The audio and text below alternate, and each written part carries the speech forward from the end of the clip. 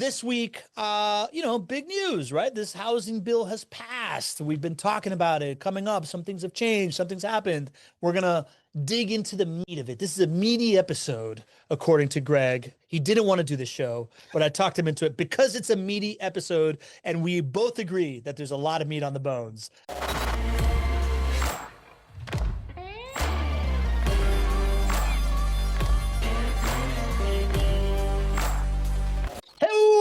Welcome, everybody, to your weekly edition of your Not Your Average Investor Show. I'm your host, Pablo Gonzalez. With me, as always, the man that I affectionately call GC because he's got the genius concepts, knows how to generate cash flow, is a great co-host, and because his name is Greg Cohen. Say hello, Greg. Hello, everybody. Fantastic to be with you today. Fantastic to be here with you too, GC. Before we get into this housing bill, GC, today is a big day. It is a big day. Because we have an announcement to make and we have a favor to ask. GC, what is it? What are we talking about today? We would love for your help, love, and support to support our mission here at JWB Cares. It's that once a year time when I bring it to our community and ask for you guys to open up your wallets and help us with the JWB Cares Welcome Home Fund donation. We did this last year, guys, and we raised over $2,500. Before we go there, GC, what is the Welcome Home Fund? Well, this Welcome Home Fund, you know what? I just wanted to say thank you for everything that we've done for so many years. So I am going to finish that part of it because you guys, every time you guys show up, every time we ask, you guys just show up and you contribute so much. So first of all, thank you. What are you contributing to? Well, it's the Welcome Home Fund. For many of you, you guys have seen this fund in action now for years. It started 7 years ago. And this Welcome Home Fund is how we help residents in our community here in Northeast Florida, and actually JWB renters, residents of your rental properties, become homeowners themselves. And so through the Welcome Home Fund, 8 lucky deserving residents will receive $20,000 in down payment assistance that they can use to put down on their very first home. So they can take part in this incredible, life-changing, generational, wealth-changing vehicle that we all love, which is owning a home. And it's the single greatest opportunity I feel for people to change their financial lives that has the least amount of barriers to it. And for us at JWB, we feel like we sit on the threshold as a property management company to helping those who are renting and want to become a homeowner to achieving that dream. And one of the ways we do that is through your help here with the Welcome Home Fund. So each year we raise hundreds of thousands of dollars. We raise about $240,000 a year. And from there, 8 residents will receive that down payment assistance so they can become homeowners themselves. We talk about a lot on the show, this idea that the average net worth of a renter is like $8,000. Average net worth of a homeowner is like $100-something thousand. The ability to own a home in America is kind of like the spine of the American dream, right? Like it is the number one thing that changes the intergenerational path of like poverty and redirects it into intergenerational wealth that people can start building legacies around, particularly when it comes to a growing economy like Jacksonville. Many of us here are from other places, right? I saw this in Miami. As a economy, as a market heats up and people start moving here in droves because the secret is out, downtown gets developed, all this stuff happens. Anybody that owns a piece of it kind of like levels up with it. It's a big reason why I invest in Jacksonville. It's a big reason why many of us invest in Jacksonville. The people that get left behind are the people that don't own property. So this is not a handout for people. This is a hand up for folks that are renting in JWB, that are paying their rent on time. They're receiving these educational programs. And with the help of this Welcome Home Fund, we are creating more homeowners to plug into the economic development engine of Jacksonville that we are all investing in. We got to bring them along with us, man. I'm all in. I don't know if we've ever detailed what it takes to become one of these residents who actually receives this down payment assistance. So every year it's open to every JWB renter, every JWB resident can apply. And the application is long and you have to answer a bunch of questions. From there, your application actually goes out to an organization, a nonprofit organization here locally that then reads and actually scores all the applications. This year we had over 500 applications.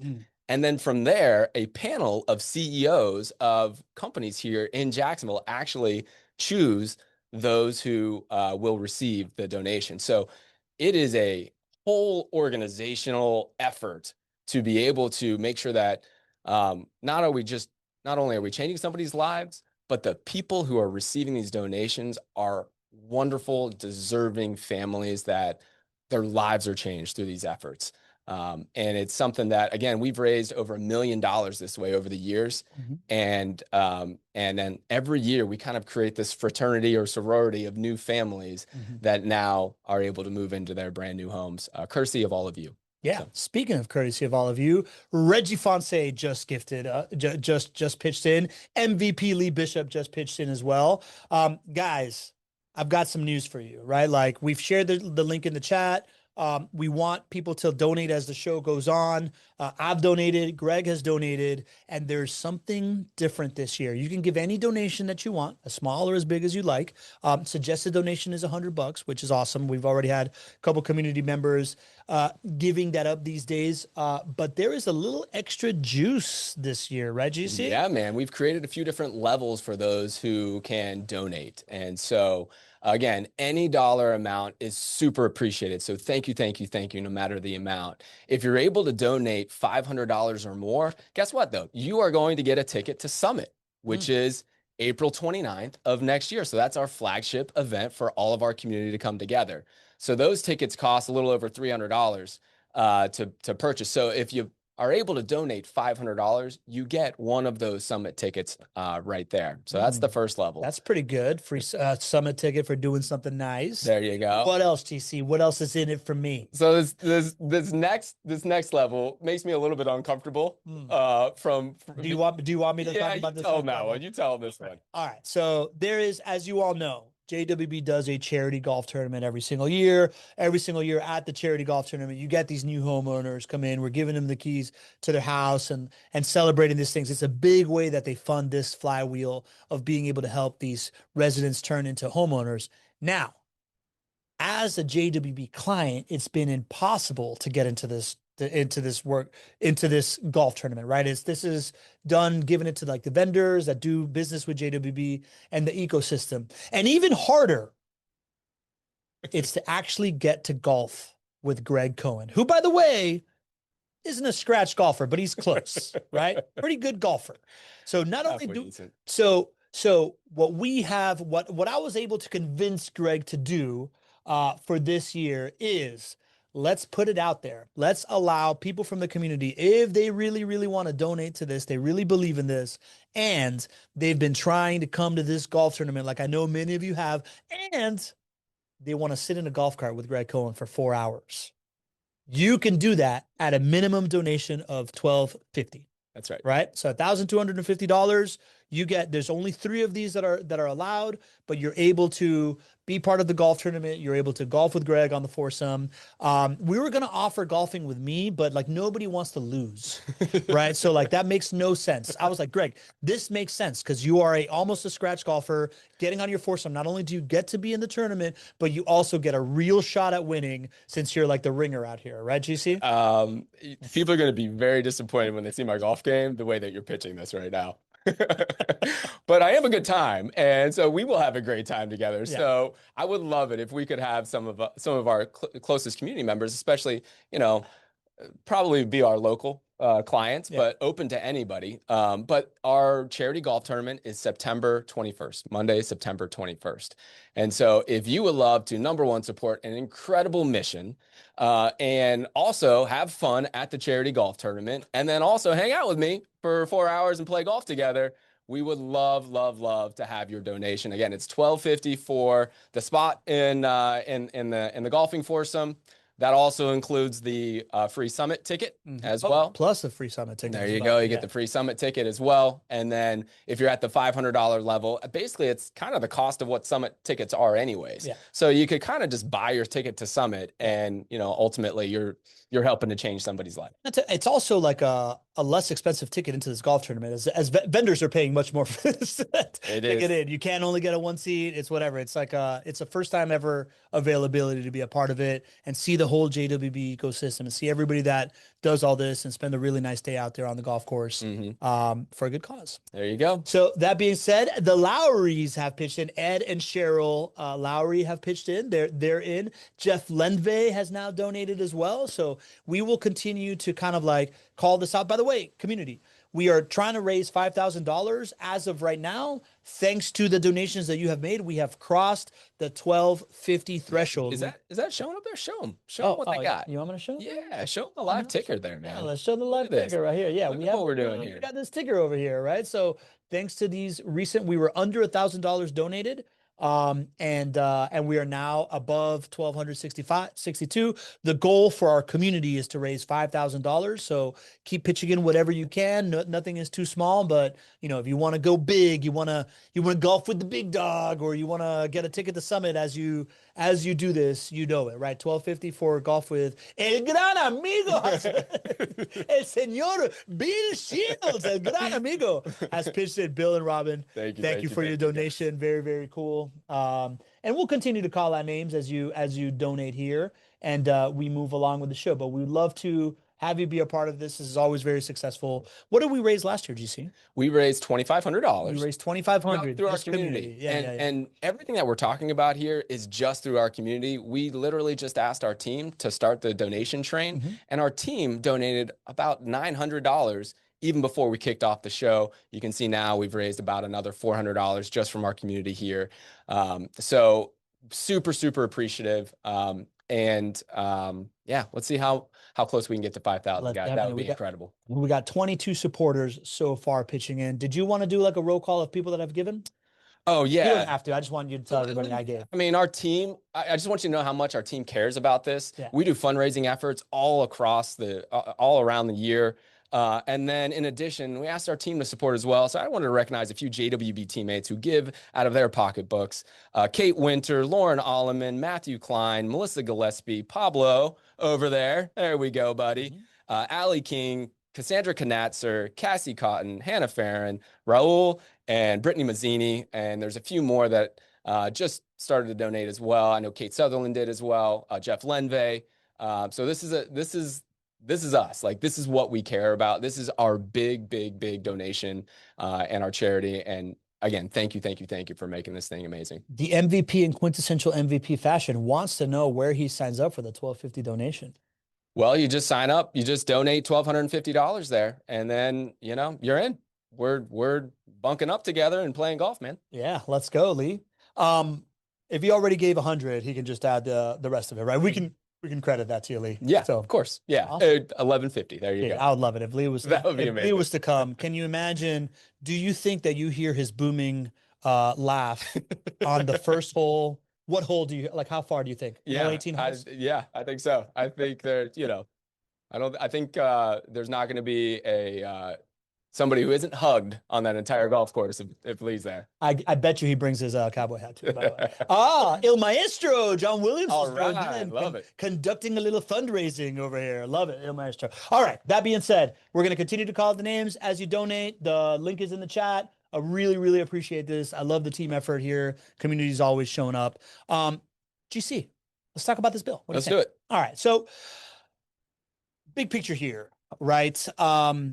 This bill is essentially something that is being drawn up by our federal government in order to address the housing shortage, right? They're trying to incentivize building of housing supply by addressing local zoning, land availability, construction costs, labor availability, those kinds of things, right? Like they're trying to get people to build more and to increase the supply so that the affordability crisis kind of like gets under control. We've talked about this for a long time.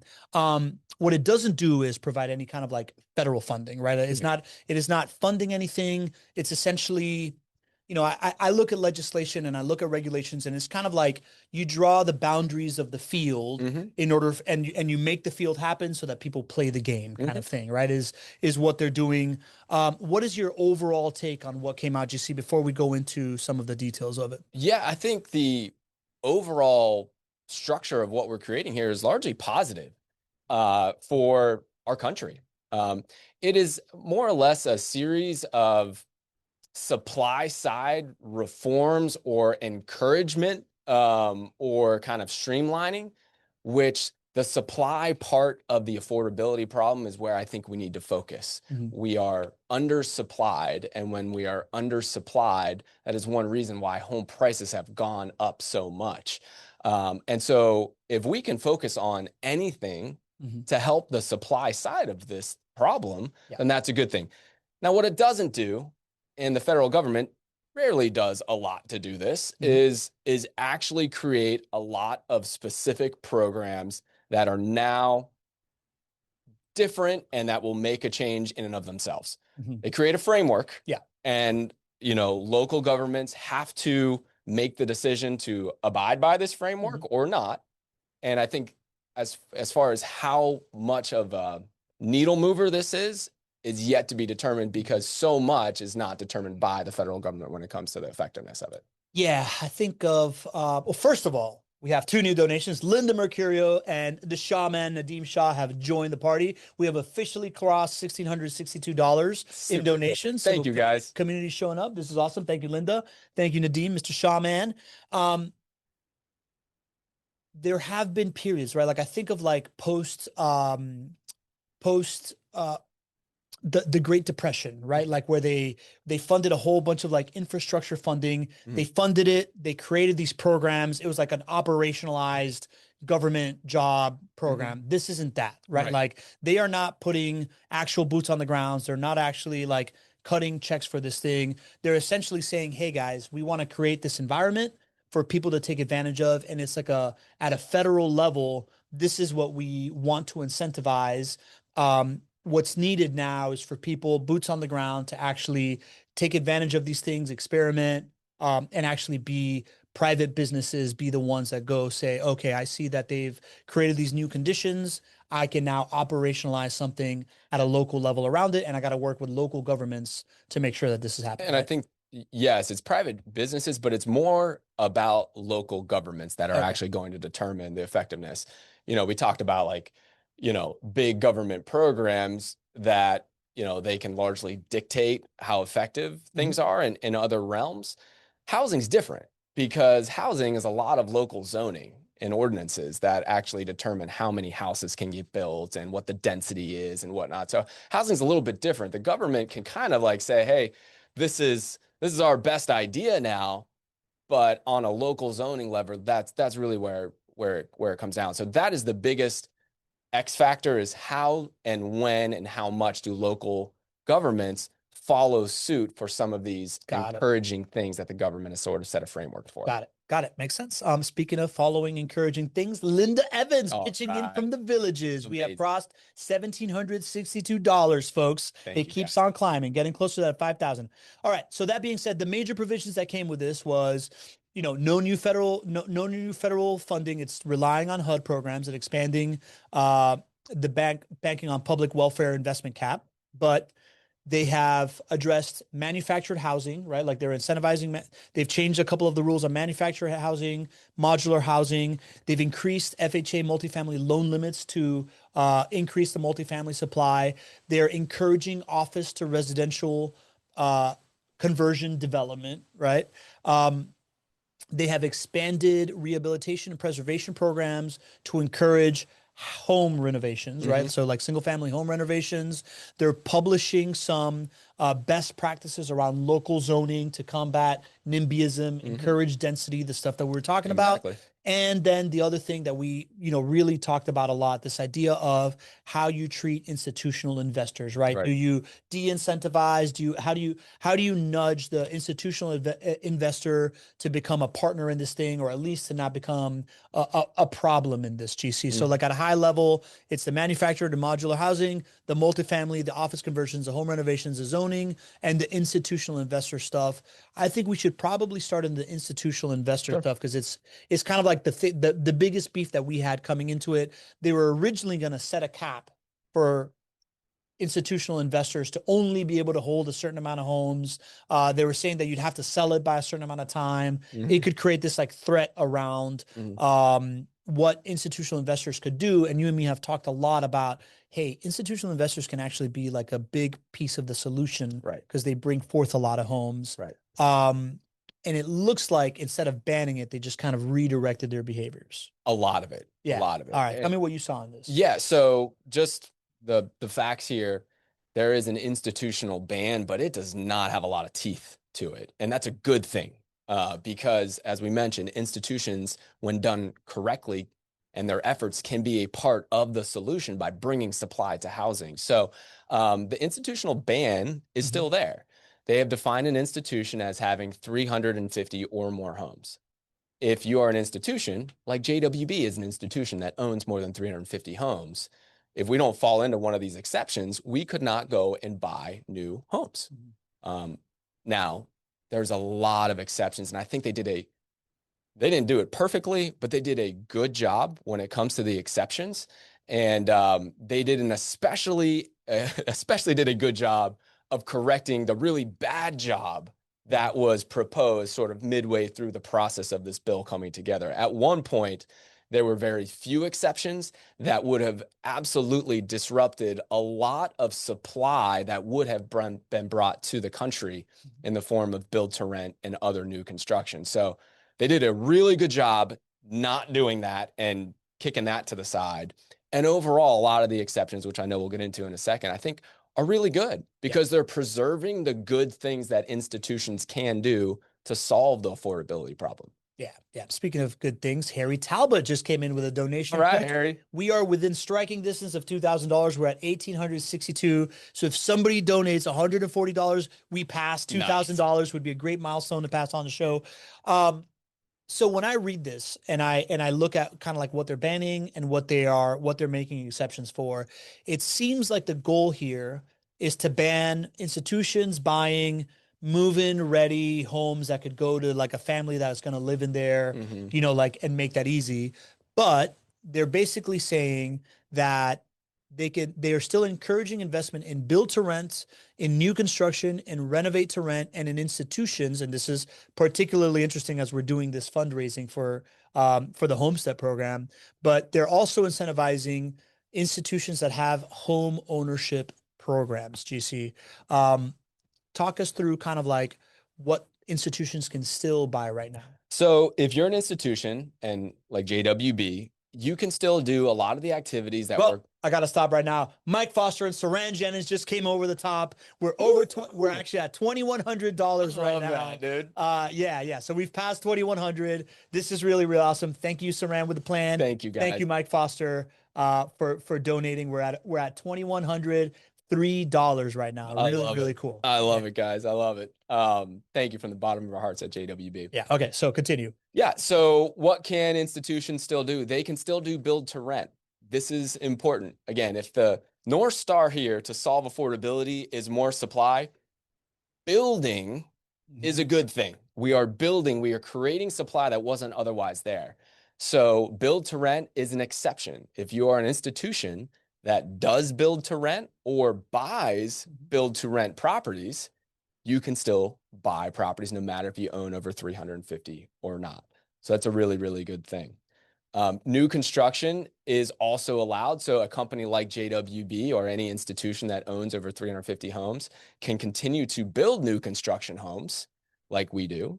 And a company could also buy new construction homes from another builder as well. So the whole idea of some use of new construction is the goal here, because when you have a demand for new construction, that means that a new home was built and brought into inventory and to supply.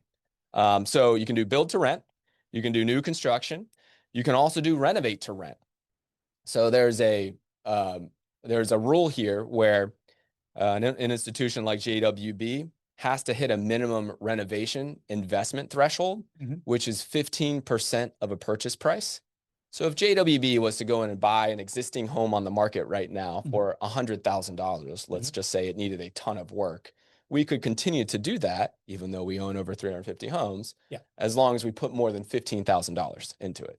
So again, good thing here, because otherwise a home that needs a ton of work is likely not going to be brought back onto the market by a regular homeowner. You know, so this is where institutions, investors are a part of the solution. And so they're protecting that. A couple other things are smaller here. Banks, mortgage servicers, lenders can still acquire homes through foreclosures. So you got to think through this. If, you know, banks and lenders or institutions, they might own over 350 homes. They had to create a mechanism for banks or lenders to be able to foreclose on a property.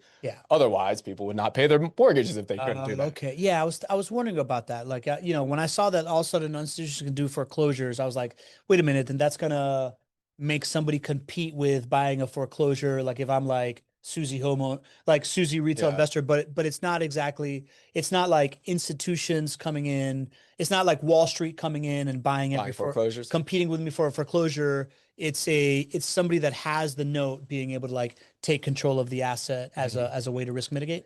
It is definitely somebody who has the note being able to foreclose on a borrower who did not pay. It is definitely that. But you bring up the other thing. Does that mean that institutions can buy foreclosures? That's still gray. It's still to be determined. I tried to dig into it. I don't think anybody knows yet, which is very common for when legislation gets passed. So I think that one's to be determined as far as institutions being able to buy foreclosures. Other things, institutions can sell properties to each other. So transfers from institution to institution. This is a good thing, right? If institutions need to trade hands, they are properties that are owned by institutions trading from one institution to another. It's not stepping in the way of an individual homeowner. So they're able to do that. But the last thing that I really loved, and I just think that this fits so well with the JWB thesis, is this focus on qualified homeownership programs. So let's just say you're an institution and you don't do build to rent, you don't do new construction, you don't hit the renovate to rent requirement, none of those exceptions. They've created an exception here for institutions that have a qualified homeownership program. Interesting. So what is a qualified homeownership program? Well, it's going to include things like, do you as an institution go out of your way to produce and report positive rent payments on behalf of renters? Oh, okay. So that resident benefits package that we discussed with Andrew Smallwood that JWB does. Exactly. What we've been doing for years and years and years. What you've been doing for a while. To help our renters report their positive trade lines to increase their credit score so they can become homeowners. So that's a part of it. Financial support towards the purchase, including down payment assistance and closing cost assistance. Do we think that's a pretty good idea? I don't think we just think it's a pretty good idea. Pamela Myers and Reggie Fonseca think it's a good idea. They just came in with some holy cow, look at that number. Pamela Myers just donated. Reggie upped his donation so that he could get a summit ticket. Yes. So Reggie and Pamela have now put us over $2,600. We're more than halfway to the $5,000 goal. I freaking love this community. This is amazing. This is amazing. All right. I have a question. Is anybody want to play golf with me? I think Lee wants to play golf. Is Lee going to play golf? I think Lee is stacking his chips to go all in at some point. This is amazing. Thank you. We'll see if it happens before the end of the show. Okay, so incentivizing this idea that institutions should be helping renters become homeowners. Whether it's credit reporting, you know, so that they take on that operation, or it's this kind of like homeownership assistance program, stuff that JWB has been doing for a long time. I can't help but look, GC, and go from this moment where I remember when they first started proposing this and they first started saying, you and me were on a run. You were telling me privately, yeah, man, if they pass this thing and they don't allow institutions to own more than X homes, it's going to drastically affect our business model. We're going to have to figure out something, like you were confident that you'd figure it out, Yeah. but it's going to affect you. Yeah. And now I look at this and I look at, they're trying to, like you said, not ban institutions, but redirect institutions as to being part of the solution. And they're redirecting them into build to rent, renovate to rent, and qualified home ownership programs. It sounds like they're trying to redirect institutions into acting like JWB. Exactly. Yeah. Right. This thesis that we've had where everybody can win. Yeah. Right. The investor can win, the renter can win, the community can win. Like if you had to bottle up what the ideal essence of this bill would be, that's what it is. Everybody can win as long as institutions perform in a certain way. Yeah. And that thesis is one that we've been living out for 20 years now. It's really cool. And so when I think about, I get asked, friends and family, hey, I heard that they're banning institutions. I know that JWB owns a lot of homes. Are you concerned? My answer is, hey man, I'm excited about this. Like this is a good thing for the country. Yeah. I got way more right than wrong on it. And the only question for me is how effective will it be based on the local jurisdictions? But overall, I think this is a really, really good, this is a good version of the bill, and something that I really do hope helps a lot of families with affordability. Yeah. Instead of banning institutions, they redirected them into good behavior.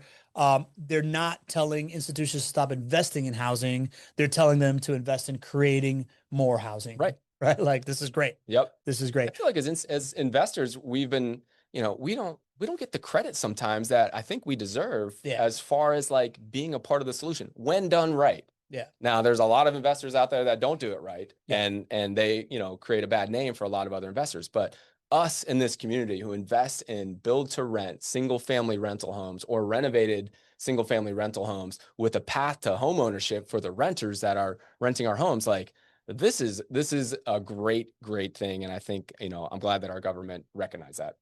I love it, man. I think that's really awesome. Patron Santorios has a question in the Q&A here. He says, Greg, I know JWB already has a great relationship with Mayor Deegan, Jacksonville Mayor. Since she supports adding housing and speeding up permitting, has her administration indicated whether Jacksonville will make the zoning changes needed to take advantage of this new law?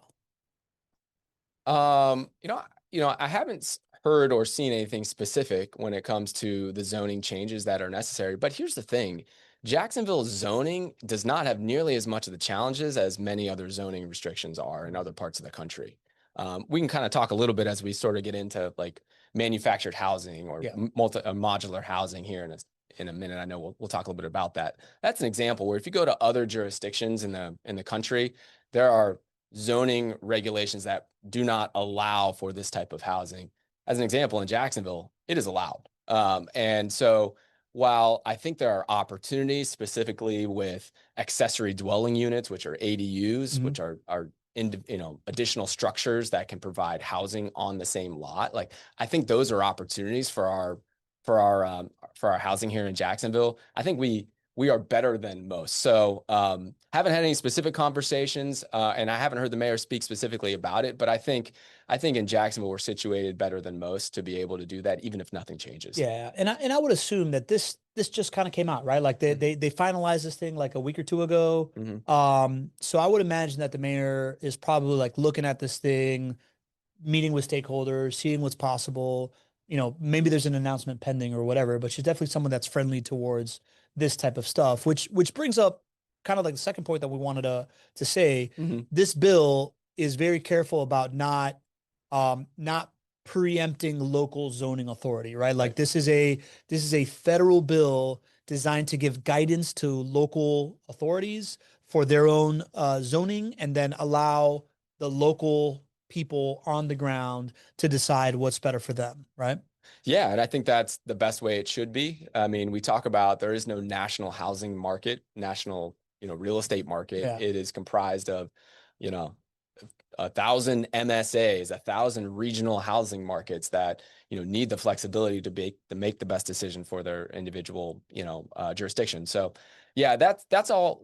It has to be that way. It's the best way for that. And, I think the best thing that can come from this is a framework of how it can be to streamline things like red tape, to help government see how important increasing density and overcoming NIMBYism and decreasing parking requirements is for, it's not there just to make the developer profitable.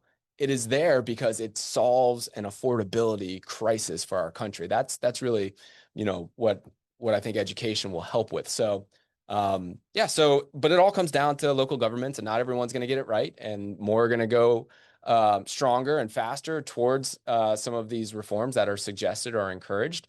And there will be some that don't do anything and become more restrictive. So we're hoping more, more follow suit. I wanna just double click on NIMBYism. I think it's something that we've talked a lot about on the show. If you're new to the show, I think it's one of those terms that gets thrown around. It's an acronym, NIMBY, not in my backyard.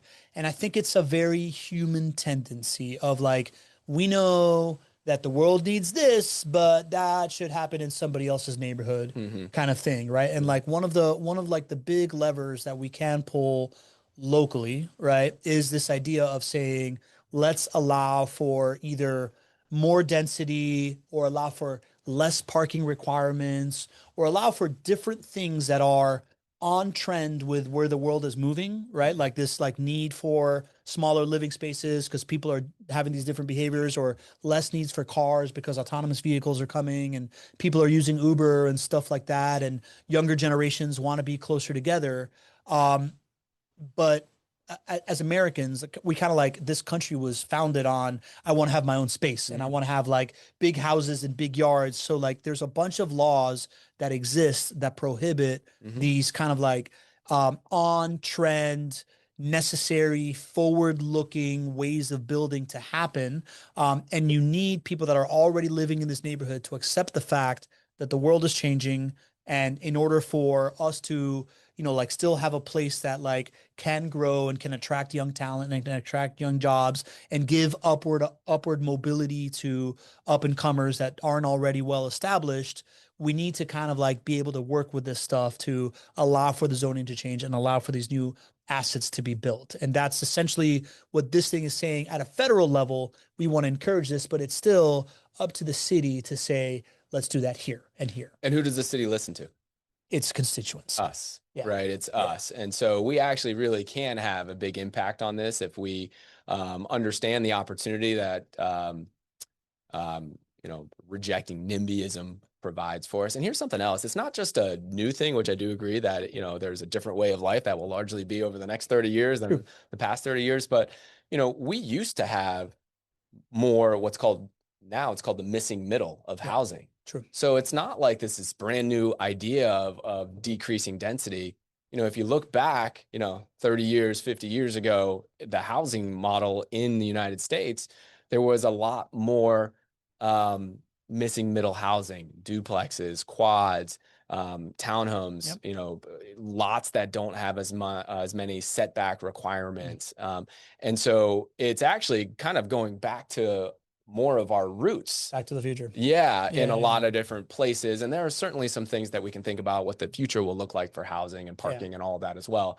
But there is a track record where it worked back in the day in our country. So, I mean, in our country, I think it's a lot of the reason why people like to go to Europe. And, like you go to these like older cities that were built before we all relied on cars and air conditioning. And what you see is this like highly functioning society where there is retail on the ground floor, people living above it, good public spaces, stuff like that all gets funded. And we all love traveling to it. Right. And we all love going to a place and be like, oh my God, this feels so really, vibrant. Really good. Yeah, it's so vibrant. And everybody feels like there's like a community here. And, people are mixing and all these really, really good things happen. And somewhere around there, like we get different incentives come in and we build for other things. And now it's like Back to the Future, right? Like we're going back to this idea of like the stuff that has worked for hundreds of years for humans can work again. We just got to kind of like get over ourselves a little bit.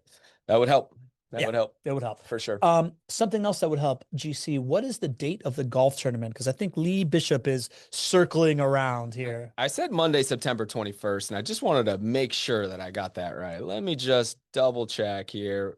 Yep. Monday, September 21st. Monday, September 21st, MVP. If you can make it happen. Somebody else that just made it happen, Mark Norman. All right, Mark. Mark coming in. We are now at above $2,700. Man, Fantastic. You guys are incredible. This is incredible. This is incredible. All right, GC. So that's the zoning stuff. At the end of the day, Washington's like giving us the rule book, but it's still up to the cities to decide, which rules to like implement, right? Like what, where, and what will be built. Yep. Let's talk about this idea of manufactured and modular housing, GC. I know that when I brought it up to you, you were kind of like, I don't know, man. Like, I don't know what I have to offer here, but I was like, no, you guys have done this, right? Like you guys have experimented with different types of housing. What ended up happening here is this like clause saying they removed the permanent chassis requirement when it comes to modular and manufactured housing, and that should be like an estimated savings of like $5,000 to $10,000. I don't know what that means, GC. Tell me more about that. Well, so as I was looking through the bill, and I was like, okay, I think there's good things here. The effectiveness is the overall question for me as far as local zoning and all the things that we just talked about. But where are things that I could see what the government did in this bill actually having an impact and kind of changing behavior? Like, where do they have more of an influence on behavior? And so one of the things I pointed out and jumped out to me was manufactured housing and modular housing. And many people don't understand what manufactured or modular housing is. All it is it's building a house in a factory. Yeah. Which we have incredible abilities to do today that we didn't have, 10 years ago, 20 years ago, 30 years ago.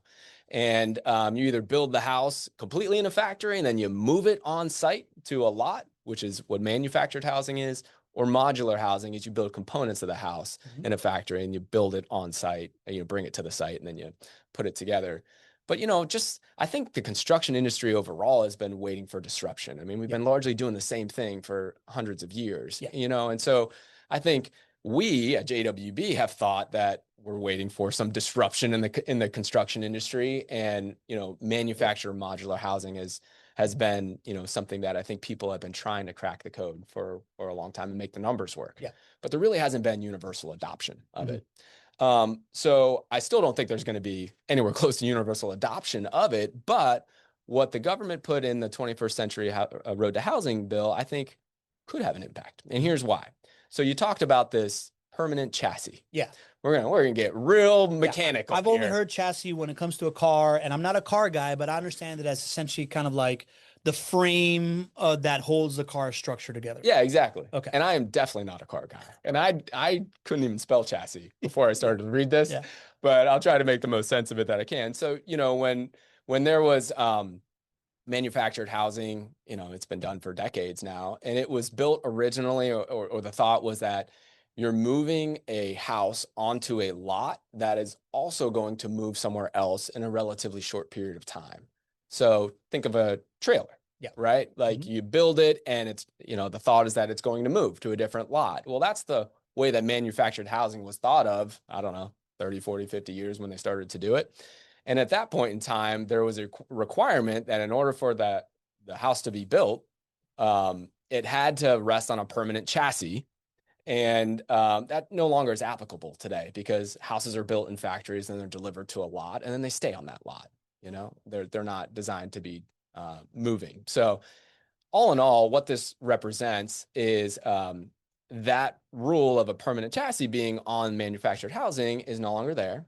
So this law actually removed that. That's a help for manufactured housing builders and for end consumers because it just reduces a cost. Estimated about $5,000 is the additional cost to have a permanent chassis at the bottom of a house that is no longer necessary. So you might save $5,000 or maybe $10,000 when you think about some of the other direct costs that are a part of it. And so we're looking for, if we're trying to solve the affordability problem and we can take $5,000 or $10,000 off the production of a house, the cost of a build, well, that's a really good thing.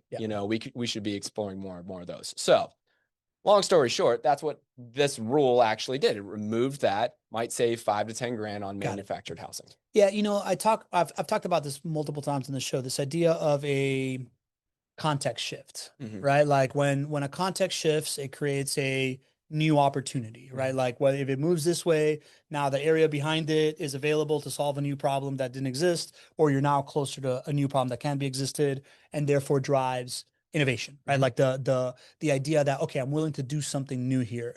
What I'm hearing is that the old context was the only form of manufactured or, like housing or modular housing was these trailers that were made to be moved.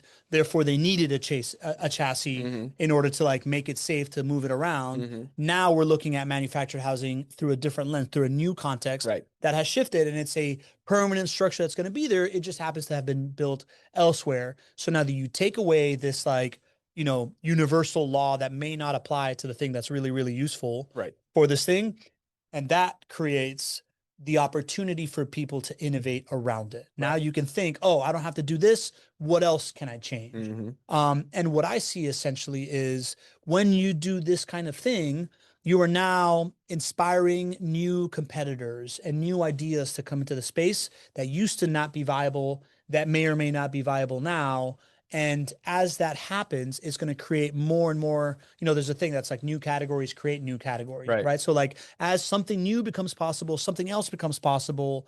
And this to me is like the beginning of a flywheel of creating more ways of doing this that are going to be more viable, that will create a whole ecosystem that can drive down the cost of doing this and may make it more possible for other people. I think so. And I think they're laying the foundation for demand, because ultimately what you need is demand for housing, manufactured housing or modular housing.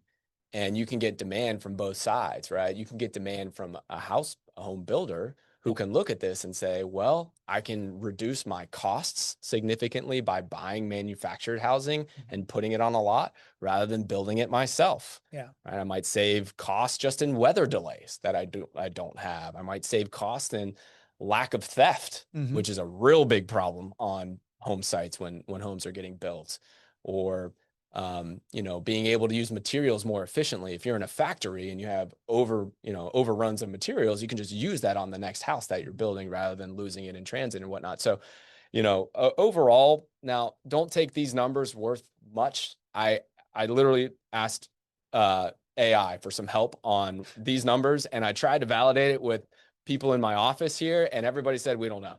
So, but at some point in theory, you might be able to save 5 to 15% on construction costs for modular or manufactured housing. That's the thesis.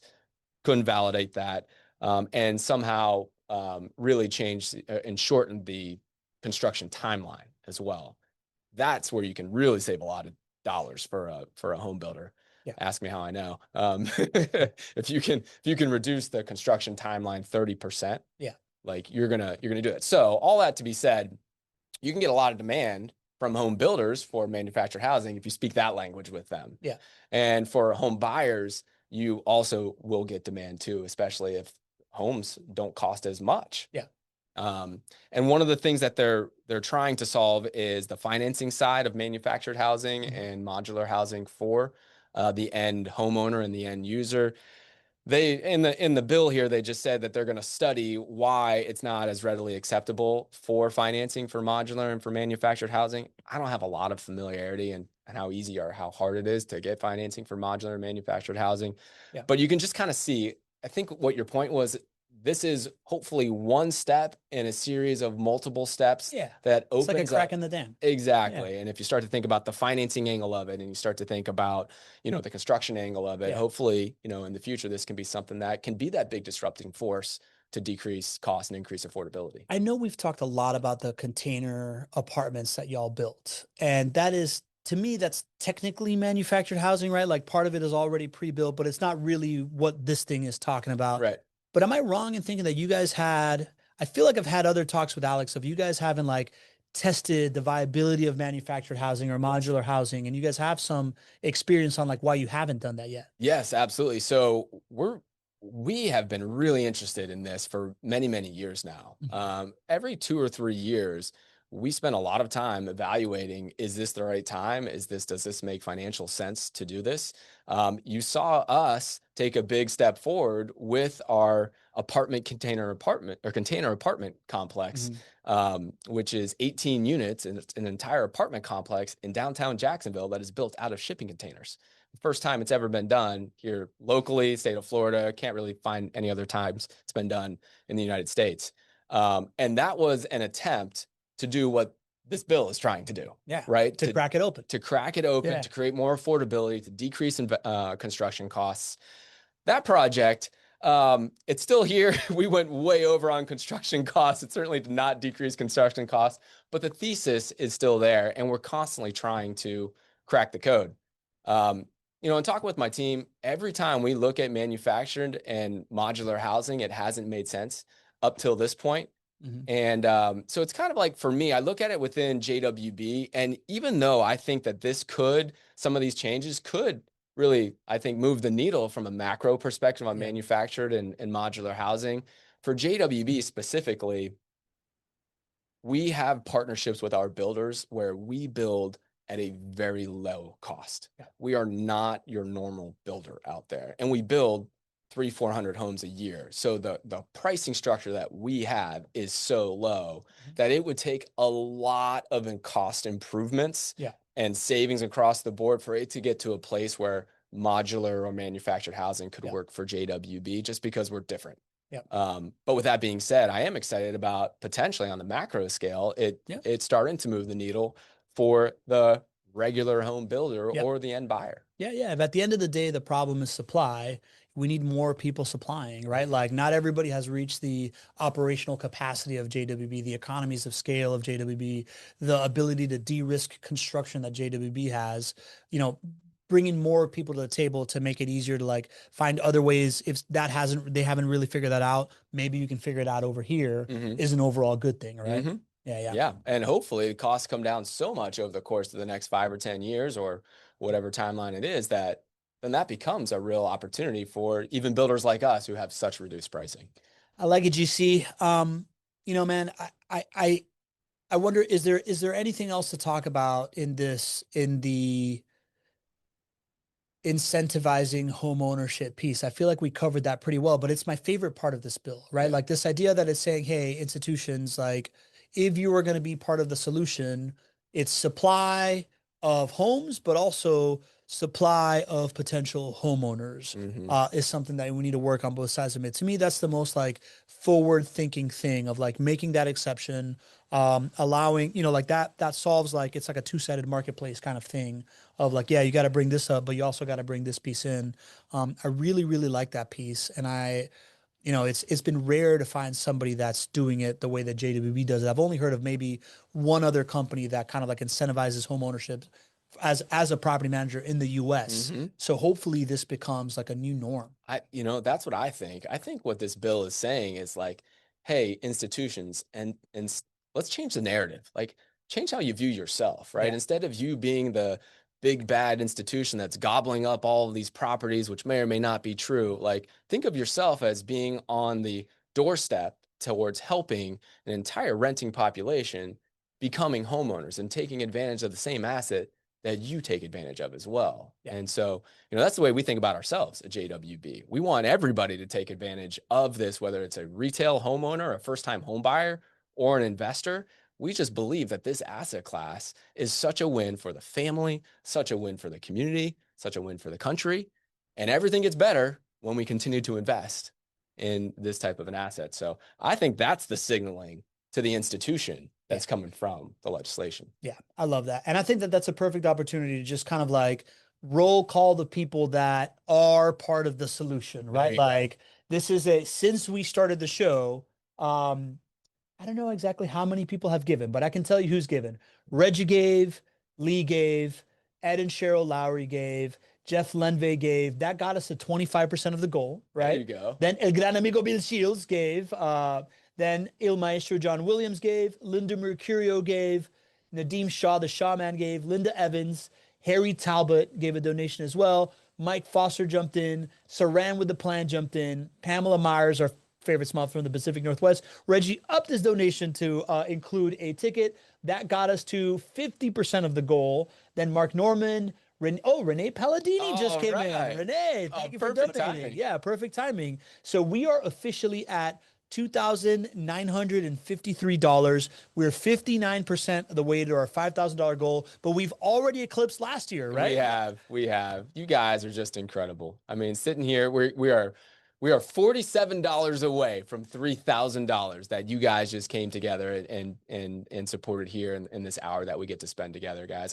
When we started this show, I never knew all of the wonderful things that we would get to do together, but to sit here and to be able to raise $3,000 for a life-changing mission, and to do it and with all the love and support that we get, it is the greatest thing that we've ever done. So thank you guys.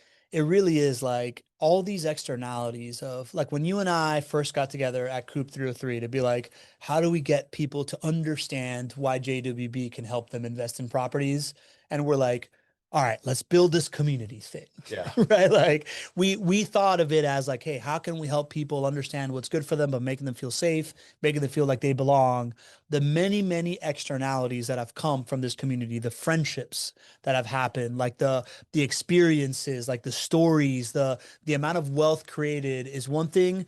But this whole, like, I never saw ourselves like at a moment having enough friends to say, guys, we believe in this. This is good for society. This is good for our community. This is good for the asset that we invest in. And then just raise of a flag and raise $3,000 for a charity, you know, like for something that's like a hand up, that's something that's so like transformative, is one of these like wonderful, wonderful externalities that you could never see coming when you like embark to like get a group of people together, man. I love it, man. It's really, really cool. It's cool that this has become kind of a tradition, right? Like last year was the first year that we did this kind of like QVC style. All right, who's doing what, right? Like we like to ham it up. We like to create the experience. But at the end of the day, it just doesn't work without a group of like generous people that care about more than just themselves, and believe in a better future than the past, which is why we invest in rental properties, which is why JWB creates these kinds of programs, which is why we support these kinds of programs. So I just really, really want to thank the community. The attendees rose as this went on. I thought that maybe we'd lose people because we're like asking for money. Yeah. But like more and more people showed up. We had 70 plus people here at the height of all of this. And it just I never take it for granted that you take an hour of your day to like come get educated on real estate, build connections, build community, and give back the way that this community does. So just really, really thankful for this community. Me too, buddy. This is just warms my heart. Really does. Thank you guys from the bottom of our hearts here at JWB. So yeah, so final takeaways on this bill, right? Like I've got a couple notes here. The bill creates tools, not housing, right? Like it creates kind of like rules of the game, not housing. This is the stuff that you want to tell people at a cocktail party, right? So just be like, oh, this just created tools, not housing. It's still on local governments to determine how this actually happens, right? These are just federal guidelines. The main thing here is we want more density in order to drive long-term affordability, right? Like this idea of combating Nimbyism.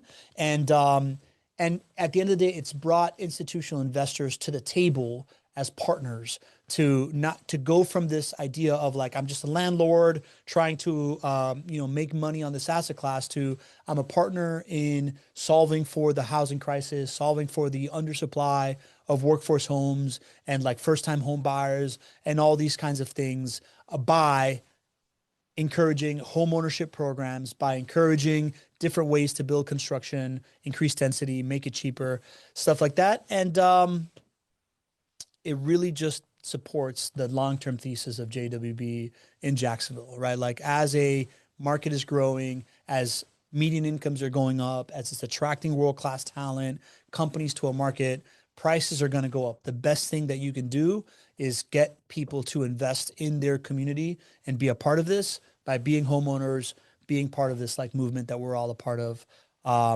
The law is creating these opportunities, but it's on all of us as citizens to be a part of these solutions, and stand behind these things. So I think it's a pretty good thing. Well said, buddy. All right, GC. We got a great show coming up next week. What are we doing next week? I can look it up, but I don't really remember. You know what we're talking about? Let's talk about a new thing: Trump accounts. Oh, that's right. Trump accounts, the state of 401k. Cliff Wong just came in with a last-minute donation. We're officially over $3,000. Cliff Wong again, another one. Oh, and Peter Skaggs has come in, another $100. All right, Peter, let's go. We're at 3153. GC. This is awesome. Amazing. This is really cool. New record for the show. This is so cool. Of raising money, right? So yeah, talk about context changes, right? These Trump accounts have created a new way of investing, a new way for investing in the future at a time when 401ks are at an all-time high and insecurity in your retirement is at an all-time high. Mm-hmm. So we're going to talk about those things, what changes, and what do your kids actually inherit when you are saving through rental properties as opposed to 401ks and these different kinds of things. That was requested by The patron the patron Centaurus. Santori, Yeah, that's right. Michael Santori. So we hope to see you next week to talk about all this new stuff and the changing landscape of retirement investing. From now till then, any advice, GC? Don't be average.